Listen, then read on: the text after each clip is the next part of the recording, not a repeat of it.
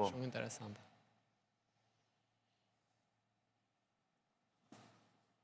Do të rrallë kjo muaj që shumë dhe ke parasysh, kur dua të thellohem të një çështje, kam një si përhumbje. Sebi. Po reflektimi ai është çan? Edhe sot jam filluar me sy mbyllur, valla. Ty të ndodh kjo, Marsit, të thellohesh me sy mbyllur për një çështje? Ndodh. Ti ikësh poshtë, po ti ikësh me sy mbyllur, e ke parasysh? Po. Ndodh. Ndodh edhe. Çfarë ndjesi e ke për shkak, ku vete poshtë kështu? Ti vete dip, e ke parasysh thellë. Po tash filozofikisht grekët e lashtë thoshin kur jenë pikët më të ulët, s'ka më pikë më të ulët, do shkosh dip edhe do ketë pikë më të lartë, kështu që do kaloj. Është çështje kalimtare. Po, ti e di që mbetesh dhe poshtë, ndërkohë në fund të oqeanit dhe s'del më. I ke parasysh këta që bëjnë kështu plonzh, kështu nga këta që vënë kështu që vënë pa tub, pa kështu pa ajër. Rrugë pak si quhen këto më në shqip mos e. Këta që zhyten, zhytësi profesionisi vënë që kanë arritur deri 100 metra poshtë thellë, që vënë deri poshtë me një kështu. Pa asgjë. Pa asgjë. E kanë një. Është ai filmi të mërshëm apo? Është ai filmi The Big Blue.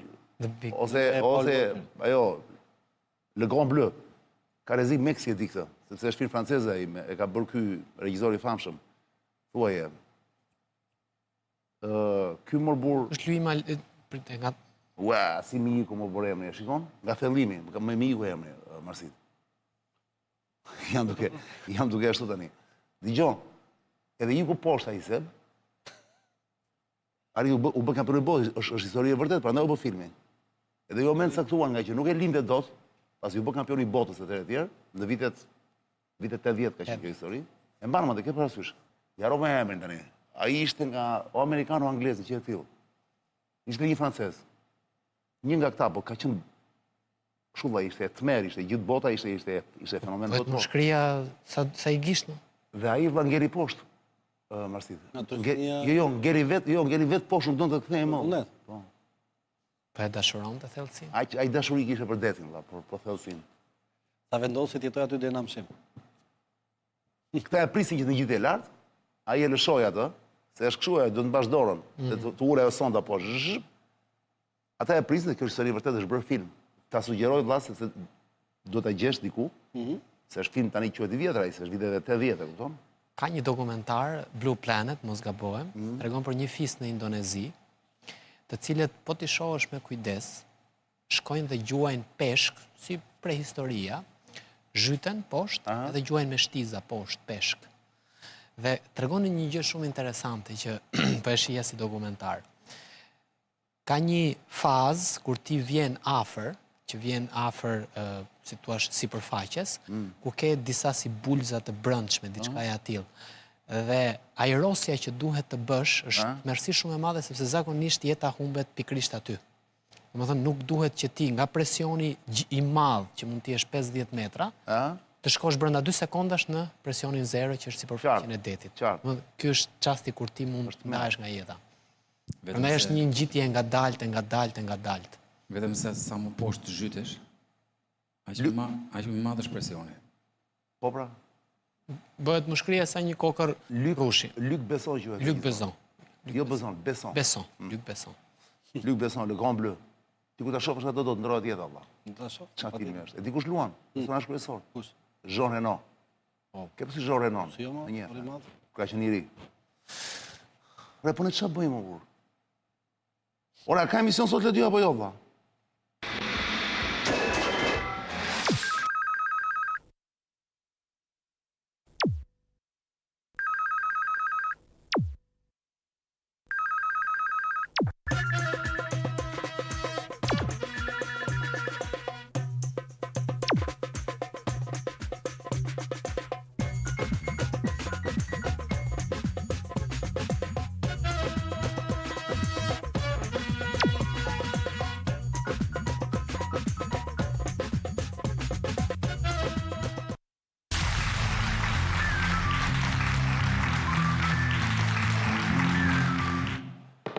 Mi mbrëma të gjithve. Në këto momente ora shënon 10:06 minuta e darkës, ose 22:06 minuta. Kjo ishte pjesa e parë, është pjesa e parë e emisionit, jemi live.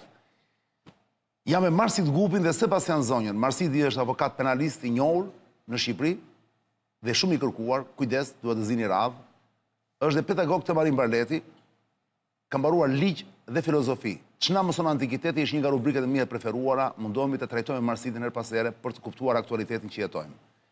Sebastian Zonja është më shumë se gazetar në MSN TV, ju e keni çdo ditë në lajmet e MSN-s, ku ai përveç se informon mbi botën dhe mbi gjithçka tjetër,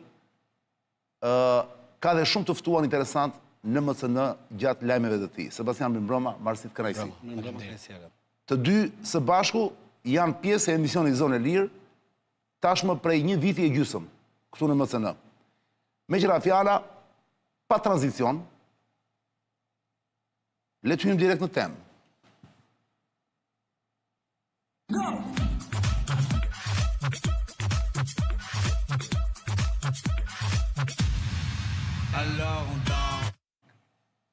Sebastian, për fillon nga ty, unë e kam mbledhur sot titullin për arsye që mos lodhi njerëzit, thjesht tek Irani godet dhe Turqinë. Ledjo ka haruar sigurisht të bëjë një slesh, ka marrë skaletën e parë që i nisa unë dhe jo të fundit, ku duhet vazhdonte ajo, zgjerohet lufta. Po edhe po nuk e tha, të gjithë e dinë që lufta po zgjerohet. Kur themi dhe Turqinë, është se i ka goditur gjithë vendet e gjirit. Sot është Turqia, kemi dhe lajme tjera, sigurisht kemi Macronin, i cili ka deklaruar sot që ose është nisur ose do niste Charles de Gaulle, e vetmja është nisur, e vetmja shu jo luftania, nuk është luftania jo. Aeroplan Ose bajtëse. nga tronisht, aeroplan bajtëse, që kanë francezët, që i kanë nisur drejt Me Zdeut. dhe me zeut për të arritur në Ajo është në Qipër dhe në Kretë. për të arritur në detin e, si quhet deti afër Iranit që janë ankoruar gjitha këto. Ato janë afër Izraelit, po ajo do shkojë në Qipër. Po jo, nuk janë vetëm afër Izraelit tani, janë dhe këtej nga ana tjetër. Para se Deti Arabik, shkosh te ngushtica e Ormuzit. Deti, si quhet ai deti? Deti Arabik është ai? Jo. Ke parasysh, me zeu është nga njëra anë, është dhe nga ana tjetër. po unë di që ky do e çoj për të mbrojtur me Zdeun. Ty do shënë me zde pra. Me Zde. Tani dje partia u pati një sulm duke, po nuk e di u kap një dron që ishte në Qipro. Po, goditi një nga bazat britanike. Greqia ka ngritur F-16 e veta, apo F-35 në mbrojtje të Qipros. Situata është shumë interesante. Ja, filloi Ledjo me hartat, që ne kemi përgatit për sonte. Kjo është ngushtica e Ormuzit, që tashmë është e bllokuar komplet. Ajo që desha të thoshja për gjithë telespektatorët që na shohin tani dhe që vdesin për aktualitetin në botë dhe për luftrat, sidomos kur ato ndodhin dhe nuk janë shumë larg nesh, duhet thënë që ngushtica e Ormuzit vërtet është bllokuar. Vërtet janë jashtë loje, e dëgjova sot lajmi i fundit, pothuajse gjithë flota ushtarake iraniane janë bombarduar, më kanë mbetur 2-3, po nuk dihet se ku janë fshehur. Megjithatë, çudia e madhe është që iranianët pas kanë ose kishin gati, dhe kjo është surpriza, disa anije të vogla që nuk e di si i quajnë, të cilat janë shumë të shpejta, nuk janë as anije, janë si peshkaregje, me një shpejtësi të papar, të cilat mund të bëjnë dëm luftanijeve. Janë ai të shpejta, ai të vogla dhe të armatosura, sa mund të bëjnë luftë. Dhe kjo tani është halli tjetër i aleatëve në këtë rast, i Izraelit, i Perëndimit kolektiv. perëndimit kolektiv. Nga ndonjëherë një gjë e vogël fare mund të shkatërrojë një gjë të madhe. Ke parasysh? Po. Një kafshë e vogël fare mund të hedhë në tokë një elefante, kupton? Nga fera vogël dhe lepri madh. Bravo. Karkaleci prish gjithë misrin. A? Karkaleci prish gjithë arën misër. Bravo. Fiks, është kjo. Njësoj si puna Karkalecit. Tani Seb, mund të më thua çfarë është kjo puna e Turqisë më? Ku ka goditur në Turqi më? Valla, Turqia është vendi i NATO-s. Në esencë, ajo që thonë gjithë analistët, kjo është zgjerimi i artës luftës. Jo, prit. Irani- Para se vemi të opinionin, më thua një lajmin, ku është godit Turqia, valla, me çfarë kanë goditur? Është një raket, ishte një raketë e madhe. Dhe po ta shihem, ja, Kjo është, këto janë kjo është Ledjo? që ka rënë, edhe njerëz që pozonin afër raketës. Po ku ka rënë në ç'vend? Dim Është që një fshat. çfarë lexon atje Ledjo, të lutem, miq, çik titullin. Është mbeturinat e një sistemi mbrojtës ajror të NATO-s që kapi një raketë lëshuar nga Irani, shihet në Detroit të Turqisë. Në këtë pamje nga video. Pra, si të Nga thuash, Reuters është. pra është kapur, nuk e ka goditur sistemi kontraajror antiraket. i NATO-s. Po, i NATO. Ah, dakord. Nuk arrit të bëj dëme, domethënë. Jo. Po pse e bën këtë është? Ky është zgjerimi i hartës luftës. Po. Ajo çka po tentojnë iranianët në këto momente është që duke i kërcënuar dhe duke goditur të gjithë aleatët e SBA-ve, Të gjithë këto do t'i bëjmë presion SBA-ve duke i thënë çfarë jetë duke bërë. Pra ka goditur Katarin, Bahreinin, Saudin, rafinerit e naftës, tani godet edhe Turqin, ka goditur Qipron, ka goditur bazën britanike në Qipron. Në këtë lloj rasti ky është zgjerimi i hartës së luftës. Zgjerimi i hartës së luftës është propaganda dhe është mënyra me anë të së cilës iranianët janë duke thënë ushtarakisht ne nuk jemi aq të fuqishëm sa amerikanët. L'extension du domaine de la lutte. Michel Houellebecq. Michel Houellebecq.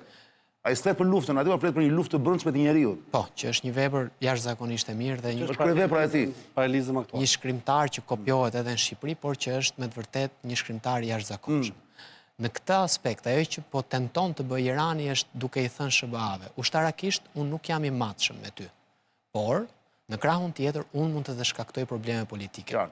Mbyllja e ngushticës Hormuzit, 75% e naftës në Japoni, 45% e naftës në Kore të Jugut, 20% e naftës botërore, gazi i Katarit, nafta dhe gazi që vjen në Evropë, kalojnë nga ngushtica e Hormuzit. Në këtë lloj rasti është duke bërë presion maksimal tek evropianët, Ja tani do e fusim. është duke bërë presion maksimal tek evropianët ekonomik në këtë mes. SBA-t aktualisht janë duke bombarduar me intensitet shumë të lartë dhe ndarja e punëve është në dy kahe. SBA-t po bombardojnë pozicione ushtarake, izraelitët janë duke vrarë liderët politik dhe të gardës revolucionare. Kjo është ndarja e punëve që është bërë.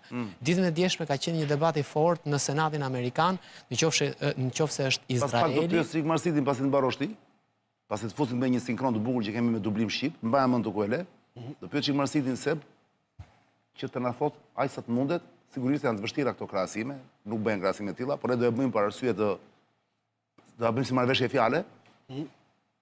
Ku ndryshon kjo luftë? Që ndryshon në shumë vende, po si parim do themi, si filozofi nga lufta e Peloponezit. Pra ç'na mëson antikiteti, po para se të bëhet Marsidi, Debatin SBA dje ishte nëse është Izraeli që udhëheq luftën apo janë SBA. Ky është një debat i madh që është zhvilluar mes udhëheqësit të Senatit, të demokratëve të Senatit, Trumpi i cili tha ja mund ta qerë dhash urdhrin, Marco Rubio i cili tha ne ndërhym për Izraelin dhe sekretari i mbrojtjes apo the war siç e quajnë ata i cili foli edhe ai për një sulm që mund t'i bëjë Izraelit. Tu ka një ndarje të dy fisht në këtë mes. Është Izraeli që po e tërheq Amerikën në një luftë në Lindjen e Mesme. Unë mendoj se amerikanët që po shkojnë në luftë. Pse e them këtë lloj gjëje? Unë nuk besoj se shtetet e vogla komandojnë shtetet e mëdha. Mund të kenë lop të fuqishëm, por nuk e komandojnë dot deri në atë fargrade. Ka një përputhje midis asaj që është kristianizmi zionist dhe asaj çka duan amerikanët vetë që të besojnë. Pse e them këtë lloj gjëje? Për mendimin tim, trauma më e madhe që kanë SBA-t dhe establishmenti amerikan sot është 11 shtatori. Të gjitha këto lëvizje në Lindjen e Mesme dhe lëvizje të ndryshme që bëhen në rendin ndërkombëtar. Dhe ajo çka tha Rubio në konferencën e Meniut për një kryqëzat të re, në thonjza, për mendimin tim duhen parë në kuadër të 11 shtatorit amerikan. E dyta, Irani strehonte disa prej grupeve terroriste më të rrezikshme të cilët amerikanët me të vërtet i shohin si kërcënim ekzistencial për ta. Ishin Al-Qaeda dhe grupe të tjera shumë të frikshme. Jo se këto do ta kërcënonin ekzistencën e Amerikës. Por mindseti amerikan, mënyra se si e mendon situatën në rendin ndërkombëtar, thotë nëse kjo fuqi merr armë atomike, atëherë kjo përbën kërcënim ekzistencial për mua. Ndryshe nga Korea e Veriut për shembull, e cila është ideologjikisht komuniste, është anti-amerikane, është pro-kineze i ka të gjitha, por për amerikanët Irani përbënte kërcënim edhe ideologjik. Pra ka një frym anti-islamike brenda kësaj qeverie amerikane. I ka nduruar qeveritë të tëra për 30-35 vjet asaj çka kërkonte Izraeli për të goditur Iranin. Tani shohim që ka një përputhje interesash në këtë mes.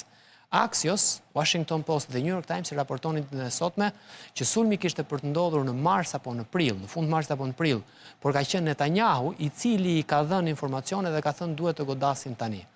Ka një ndarje në publikun amerikan aktualisht, sipas shumë sondazheve, Ipsos e të tjerë, publiku amerikan 50 vjeç e sipër është pro-izraelit. Publiku amerikan 50 vjeç e poshtë është deri diku kundër politikave të Izraelit me gjenocidin që është bërë në Gaza apo me raste të tjera.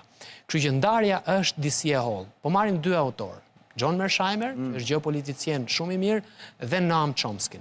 John Mearsheimer i thot që është lobi hebrej, cili e udhëheq politikën e jashtme amerikane në mesme. Noam Chomsky që thot nuk është lobi hebre që udhëheq politikën e jashtme amerikane në mesme, por është Amerika që përdor Izraelin për punët e saj. De facto, Iranit ju pren krahët me Hezbollahun, Iranit ju pren krahët me Hamasin, Iranit ju pren krahët me Houthit, dhe çfarë kishte ngelur që të goditej Irani drejt për drejt. A shkelje së drejtës ndërkombëtare? Franca dhe Spanja thonë që është shkelje së drejtës ndërkombëtare. Okej. Dakor. Se po dëgjoja drejtën kombëtare pa fëmijë këm mua, dëgjoj. Më fal, se ti se kam me ty. General politik, pëlqen. Nuk ka dash godasi Turqin, thot. Ishte nisur për në Qipro, për predën, për atë raketën e madhe, që të pam dhe Ledi të tregoj prap, më vjen një mesazh te Totusi. Totusi është ky QR kodi këtu që bën njerëzit kështu skanim, Totus quhet. Pastaj logohen dhe hop, bëjmë pyetje për të ftuarit. XXX e shkruan këtë, 3X-et. Duke si kanal pornografik XXX, po çon si ka kështu e ka pseudonimi ky.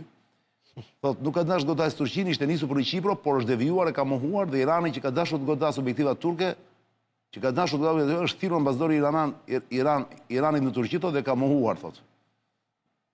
Thot ky djali. Kjo ndodh gjithë. Të gjitha çani pyetën shumë ata po lufton perëndimi për të futur në Iran OnlyFansin dhe për skemat bli sot paguaj nesër. Shkruan Flavio. E tjera ka shumë po deri të pak më vonë. Me gjëra fjala Marsit, para se të na thuash diferencën midis Antikitetit dhe diferencën midis luftës Peloponezit, që tregon dhe Thuçididi, dhe luftës sotme. Marsit, ç'na mëson në antikiteti, sepse gjithsesi pyetja mbetet. Po ma thuash në fund e ti dhe sebi, para se kalojmë tek fabula tjetër, ku ndryshon kjo luftë, e cila urojmë të gjithë që të mbetet në këto nivele që është deri tani, që është shumë e shpërndarë, shumë e përhapur, se nuk është një çudi teorikisht që të mbri ndonjë raket, që prap u shpresoj të mbrohet nga forcat kundërajrore të NATO-s. Të mbri ndonjë raket dhe në Kosovë në Bonsi, isha me Beri Buzhin dje, në emision, Beri Buzhin Berat Buzhanën, Beri Buzhin TikTok. Po kënaqem, është i lezetshëm Beri Buzhi shumë. Po ishte emision goxha i mirë. Dhe i thash Beri Buzhit, ore, mund të mbri, teorikisht po tha, është pak larg, se ca e kanë ato, familje e kanë. Perimetrën e goditjes, po. Por teorikisht po, dhe në një hartë që treguam në dje, ishte Kosova. Jo Shqipëria, por Kosova ishte. Po mund të mbri pse jo dhe në Shqipëri? Tek Meku, në Mancë. Në Mancë, po, ku mbahet një pjesë e opozitës iraniane. Tani vlla, kjo mund të jetë një luftë e të mërshme që ne nuk e dim fundin akoma, se nuk e ka rrezik, nuk e di as Trumpi. Thuçididi e ka thënë çani që në momentin që tani në luftën e Peloponezit do ti Marsit, a u shpërnda lufta në atë kohë? Pra kaloi për te Peloponez apo ngeli atje? Athina me Spartën. E qartë, në atë kohë ka qenë një luftë midis shteteve greke, bëhej fjalë për hegemoni të afërta, që ishin një perimetër më të vogël gjeografik. Se atëherë s'kishte avion, s'kishte makina, kishte vetëm kuaj apo jo? Po, kuaj, lufta anije, domethënë ka qenë goxha. Ka pas anije, duhet të ketë pas, po jo anije luftarake. Jo anije luftarake, anije lundruese. Çka në atë kohë u shpik koncepti asaj që quhet kurthi i Thuçididit. Bëhet fjalë po flasim për shekullin e 4 para erës sonë. Para erës së re, ose para lindjes Krishtit. Para po. Dhe Thuçididit si koncept, që është një koncept shumë i rëndësishëm sot dhe në shkencat gjeopolitike, është pikërisht kur kemi dy hegemoni kundërshtare, të cilat janë në një luftë të vazhdueshme me njëra tjetrën dhe bëhet një konkurrencë midis balancimit të fuqisë. Pra janë këtu, në moment që një nga këto hegemoni, si thuaç, fuqizohet më shumë, Thuçididi thotë që konflikti është i pasmangshëm. Pasi vetëm mundësi që mos rritet diferenca e fuqisë nga njëra tjetra është vetëm lufta. Dhe kjo i quhet kurthi i Thuçididit, i cili është i pasmangshëm për të çuar dy hegemoni në luftë. Në pjesë të Thuçididit. Po, në situatën e sotme është pak më ndryshe situata. Filip de Villiers. Sepse nuk kemi të bëjmë në rastin e dy hegemonive që janë thjesht në një rajon caktuar, pasi bëhet fjalë për përfshirjen e konfliktit të Shteteve të Bashkuara të Amerikës dhe të Izraelit përballë Iranit, po bëhet fjalë për një luftë. Kujdes, ti thua përballë Iranit, po janë përballë Kinës. Po, normale. Do ta shpjegoj atë edhe përballë Rusisë, madje. Dhe nëse në rastin e situatës në luftën e Peloponezit ishte pikërisht ky ndryshimi i balancës ose thyrja e balancës midis dy Ishte shumë kishte konkurrencë, po kishte varietet. Konkurrencë, kishin 30 vite që ishin luftë bashkëshme dhe pasonin me akte paqe, pastaj luftë, akte paqe, luftë derisa lufta u bë pashmangshme. Ndërkohë në situatën e sotme që flasim çani, përfshihen interesa gjeopolitike, interesa ekonomike, interesa po ashtu të zhvillimit të teknologjive të luftës. Edhe atëre kishin interesa, se nuk bëj Ishte lufta interesa, po kotëve. nuk ishte të këtyre përmasave. Ishin të përmasave më të vogla. Po, parimi është njësoj, duhet them. Po jo, normalisht parimi nuk ndryshon. Parimi është pikërisht nëse në rastin e luftës Peloponesit kishim të bënim me ndryshimin e balancave, sot kemi të bëjmë me shfrytëzimin e avantazhit. Qartë. Sepse Rusia është në luftë, pavarësisht se është në kufi për shkak të luftës e ka në Ukrainë, e ka të pamundur logjistikën që t'i japi një ndihmë të menjëhershme Iranit dhe ta përballojë dhe ekonomikisht edhe nëpërmjet armatimeve, pasi është vetë në situatën e luftës. Po ashtu është dhe mundësia e izolimit të Kinës, pasi siç e tha Trumpi në kohën që erdhi në pushtet, pikërisht armikun kryesor që ai e faktorizoi si interes të këtyre 4 viteve të presidencës së tij do ishte pikërisht dobësimi ose ulja e ndikimit ose fuqisë të Kinës. Dhe di që një nga aleatët e Kinës dhe të Rusisë është dhe Irani. E dyta për shkak të aleatit kryesor që ka Shtetet e Bashkuara të Amerikës në atë rajon, që është Shteti i Izraelit, u pasi mundësia më e mirë e mundshme pikërisht hapja e luftës edhe konfliktit sot, për shkak sepse balancimi, ose le të themi pozita e fuqisë të Iranit është më e dobët ose më e ulët se sa në momentet kur ka qenë para se Rusia të futej në luftë. Ajo që unë vej re është kjo që nuk kemi një luftë, si të themi, të përqendruar me një strategji të përqendruar. Është si thua thjesht një zgjerim i fuqisë ose një zgjerim i fushës luftës. Bëri përshtypje edhe deklarata që dha sot presidenti Recep Tayyip Erdogan, i cili thani nuk i lëm asgjë në dorë rasist. Jemi shumë, tha... Do kundërpërgjigjemi, thaj. Do kundërpërgjigjemi dhe situata, thaj, tregoi që ne nuk e lëm as cënimin e territorit, popullsisë e të vendit tonë nuk e lëm dorë. Puna ajo raketa fiks nuk e themi dot vendin, ëh? E gjem për ta gjetur. Ma gjetë se më shumë janë marrë me faktin se sa me pozitën se ku. Ajo që do të them çani është kjo që ndryshimi i historisë luftës Peloponesit në kufi me Sirin ka rënë. Po, me situatën aktuale moderne është që sot kemi interesa më madhore dhe kemi një fushë më të zgjeruar se sa midis dy hegemonive që bëhet fjalë për një pozitë gjeografike më të ngushtë dhe që i përkasin pothuajse një të kulturë. Se bëheshin fjalë për të njëjtin regjim, kurse sot kemi dy regjime ndryshme, pra nuk konkuron vetëm interesat shtetërore, konkuron dhe modelet. Është modeli demokratik përballë një modeli autoritar. Dhe atëherë pra, Athina me Spartën ndryshonin si modele, nuk ishte e njëjta shoqëri ndryshonin, nuk ishin të njëjtën strukturë. Nuk ishte një strukturë organizimi, po filozofia politike ishte pothuajse e njëjtë. Atje mendoni më shumë si ushtarë në Spartë, në atin ishin më... Shikoj, ishte ideja e regjimit ushtarak, nëse në Spartë kultura politike ishte e njësuar dhe me kulturën ushtarake, në ati kishim të bënë me një ndarje midis kulturës politike të vendit, e cila udhëhiqej nga filozofia politike, nga virtyti, nga mira etj. Dhe fuqia ushtarake ishte gjë tjetër. Sigurisht që nuk mund të rim pa përmendur dhe te kjo fabër për ta mbyllur. Po për ta përfunduar edhe më. Mbyllemi. Ka dy konceptet më të rëndësishme në librin e tij të luftës Peloponesit. Ananke dhe gnome. Ananke ka të bëjë pikërisht me atë që është Ananki, po të kurthi Thukididit, që është frika nga fuqia, pra ajo që quhet deterencë ose akti i shkurajimit, ndërsa gnome është si thuaç ambicia e një vendi për të rritur fuqinë e tij, influencës politike ose ushtarake. Dhe Thukididi thotë kur Ananke dhe gnome përfshihen në një strategji lufte, ne zhytemi në errësirë dhe nuk e dim se ku do na çojë.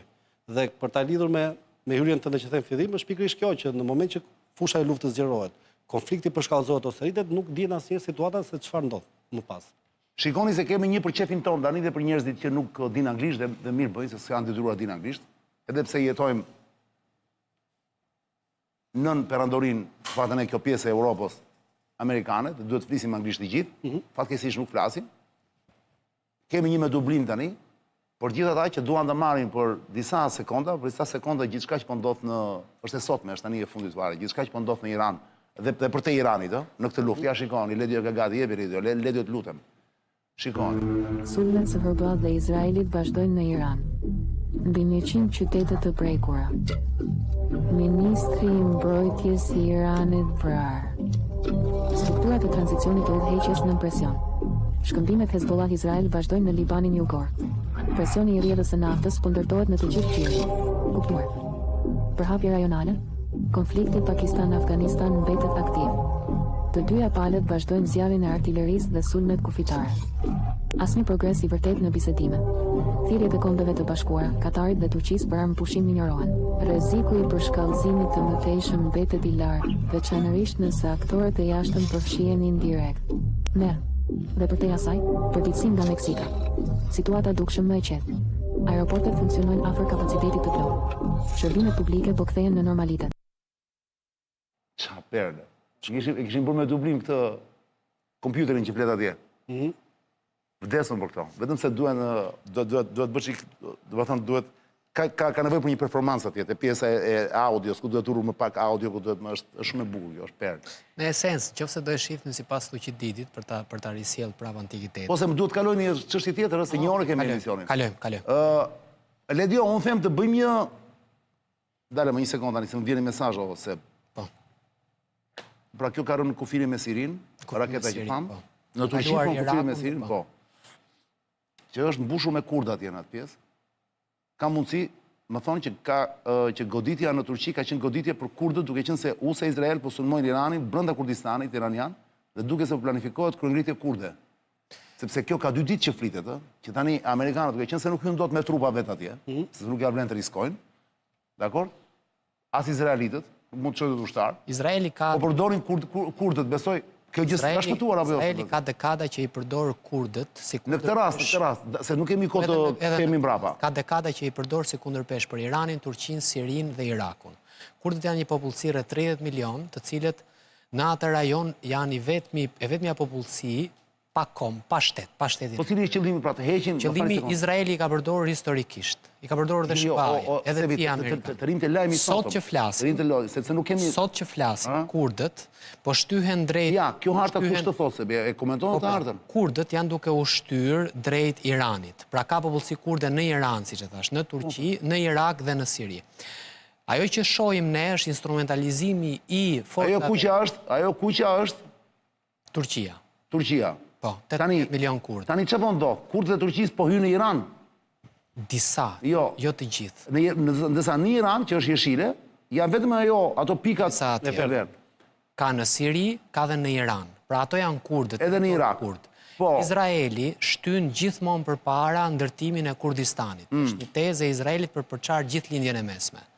Kurdistani është një shtet i cili kundërshtohet nga Turqia, Irani, Iraku dhe Siria. Kundërshtohet dhe nga Shtetet e Bashkuara të Amerikës, sepse e din shumë mirë që janë interesa jetësore të Turqisë.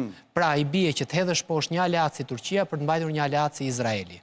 Dhe Izraeli e përdor gjithmonë si dekoj, po e themi, apo si e përdor gjithmonë këtë instrument për të sulmuar të gjitha vendet e veta fqinje.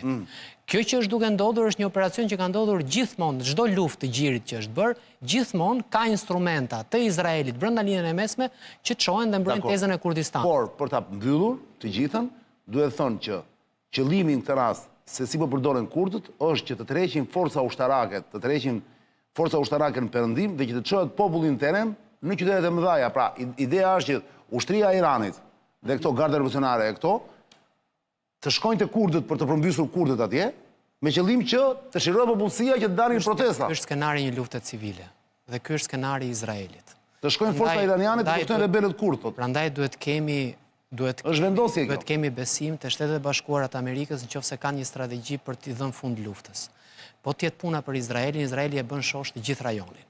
Prandaj çështja është tek Shtetet e Bashkuara të Amerikës. Izraeli është i interesuar edhe të ketë luftë civile brenda në Iran, që të bëhet si Libia, si Iraku dhe vendet e tjera. Janë SHBA-t ato që po të shohësh të gjitha reagimet edhe të forcave të djathta në Evropë, të cilat njëra pas tjetrës po të thonë nuk është në interesin tonë që të kemi një Libi të dytë apo një Siri të dytë. Po të shkojë Irani me 93 milion banor të shkojë në luftë civile, që kjo në vetvete është dhe interesi i Izraelit të destabilizojë gjithë rajonin, sepse vetë është më i izoluar dhe më i sigurti, duhet të mbajmë shpresat e Shtetet e Bashkuara të Amerikës që kanë një strategji. Jo te Izraeli, e përjashton Izraeli. Izraeli ka interes që të ketë destabilitet në rajon. Shtetet e Bashkuara të Amerikës dhe Arabët... Kanë interes mos ketë destabilitet, thuat. Po pra, sepse janë me Arabët dhe kanë interes të ketë stabilitet në rajon. Po tjetë për ta pra, quar... me këtë logjikë që thua ti, bie që po i tërheq nga hundë e Izraeli, Trumpin, apo jo? Jo, ajo që thash në fillim është kjo. Ti thua janë Amerikanët, nuk janë Izraeli. Tani këtu del pa kontradiktor. Se në interes kujt është gjithë. Strategjia është 40 vjeçare izraelite për të goditur Iranin. Por në të njëjtën kohë ajo që tash, unë nuk mendoj asnjëherë që shtetet të mëdha tërhiqen nga hundët nga shtetet të vogla. Ja që mendoje, pra duhet ta mendosh. Po, ekuacioni që unë ndërtoj është që nuk tërhiqen nga hundët, por shtetet e vogla përdoren nga shtetet e mëdha. në strategjinë amerikane për të goditur Iranin, morën dhe Izraelin nga mbrapa sepse ka know-how apo dije, inteligjencë shumë më të mirë dhe më efikase se të gjitha shtetet e tjera të gjirit. Irani në vetvete, për ta përfunduar, Irani në vetvete ka dy armiq, ka Arabinë Saudite, ka dhe Izraelin. Arabia Saudite ndoshta e ka armik më shumë se Izraeli, sepse Izraeli në fund vetë mbrojt se ka armë atomike, kurse Arabia Saudite e ka shumë më shumë armik Iranin, sepse edhe nuk mbrohet dot se nuk ka armatim të madh. Dhe po të shohim, jam i qartë që mos e përsërisim se e the përpara këtë gjë. Ledio, ora është 10:34 minuta. Jemi me Sebastian e Marsinin, bëjmë xhiron të Roland dhe rikthehemi në një pauzë të vogël.